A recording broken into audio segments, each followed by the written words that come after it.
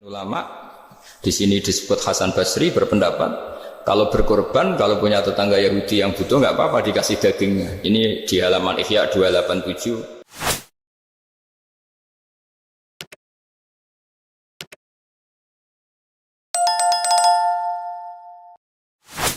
Kitabu Adabil Ulfa wal Ukhuwah halaman 285 dalam Ihya juz 2.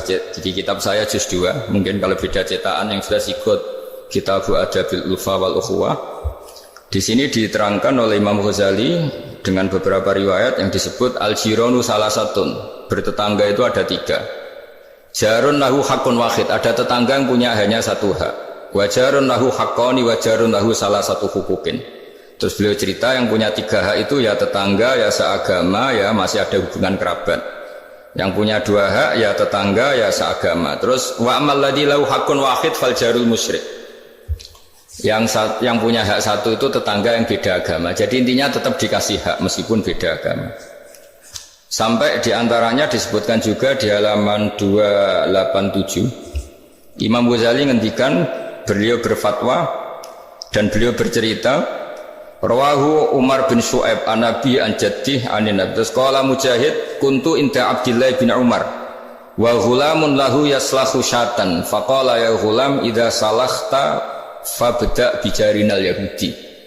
Abdullah bin Umar itu sedang memasak kambing, atau itu pembantunya ini sedang nguliti kambing. Itu pesannya Abdullah bin Umar, ya ghulam idza salakhta fabda bijarinal Yahudi, nanti jangan lupa tetangga kita yang Yahudi. Ini di Ihya halaman 287. Hanya cerita kebaikan. Jadi cerita-cerita perang itu ya karena kita diperangin, tapi ya kalau kita dibaikin ya baik, itu ajaran Islam. Hatta qala dzalika miraron.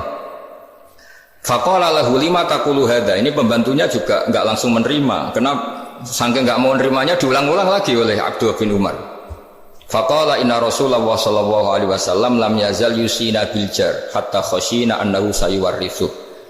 Kenapa engkau melakukan itu ya Abdullah bin Umar? Terus beliau menjawab, Rasulullah itu selalu berpesan untuk berbuat baik sama tetangga. Tadi kita tahu kalau tetangga punya 3 hak berarti seagama, ada hubungan kerabat, hakul jar berarti 3. Ada yang seagama dan tidak punya hubungan kerabat berarti punya 2 hak, yaitu satu agama dan kerabat. Ada yang punya 1 hak saja, ya tidak keluarga, tidak seagama, tapi karena tetangga itu juga tetap punya hak.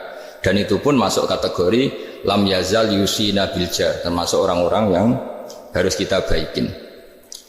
Ya kalau di Qurannya kayak tadi ya, qatilul ladzina yuqatilunakum, boleh merangi ya yang merangi kita.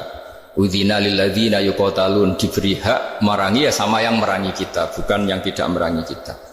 Terus waqala Hisam Kanal Hasanul la yara ba'san antut imal jarul Yahudiyya wan Nasraniyya min udkhiyatik. Bahkan sebagian ulama di sini disebut Hasan Basri berpendapat kalau berkorban, kalau punya tetangga Yahudi yang butuh nggak apa-apa dikasih dagingnya. Ini di halaman Ihya 287 juz 2. Jadi dari cerita-cerita itu dan referensi-referensi itu, teman-teman di Jerman tidak usah khawatir lah kalau kiai-kiai kayak kita itu berfatwa nggak boleh berkomunitas internasional nanti takut begini ndak lah. Kita bacanya ya sama seperti yang dibaca Profesor Kures, sama yang dibaca guru-guru kita.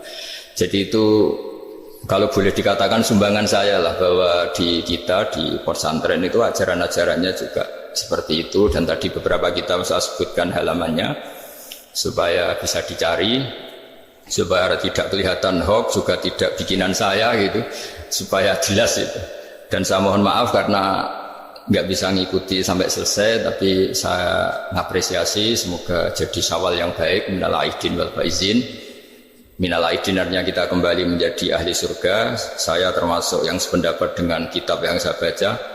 Dulu kita ini ahli surga karena Nabi Adam lahirnya di surga dan diciptakan di surga. Karena satu kesalahan beliau harus kembali ke bumi.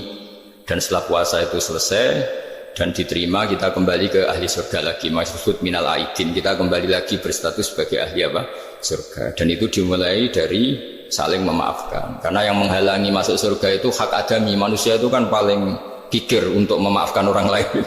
Padahal kalau hak adami belum selesai itu Allah tidak mau memaafkan. Makanya syaratnya masuk surga harus kita saling memaafkan.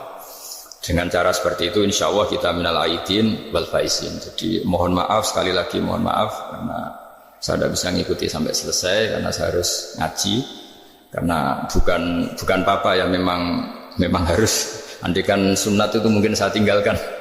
Mohon maaf sekali. Wassalamualaikum warahmatullahi wabarakatuh.